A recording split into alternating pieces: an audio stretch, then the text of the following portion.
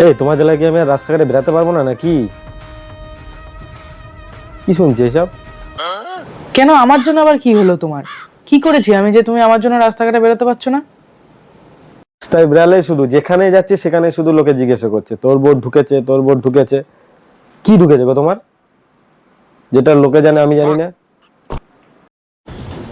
ও, এই ব্যাপার। আরে আসলে ওটা কিছুই না, ওটা ওই সব মহিলাদের যেই অন্নপূর্ণা ভান্ডার ঢোকার কথা ছিল না, 3,000 টাকা করে, তা সেটাই 1 তারিখে ঢুকতো, বুঝেছো?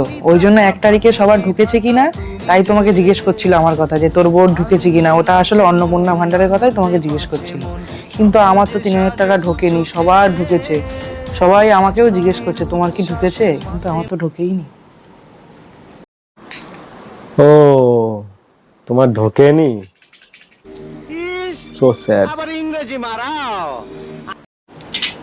জানো কত কি ভেবে রেখেছিলাম আমি, যে এই 3,000 টাকা পেলে কত কিছু করব, কত স্বপ্ন দেখেছিলাম, কত কিছু কিনবো ভেবেছিলাম।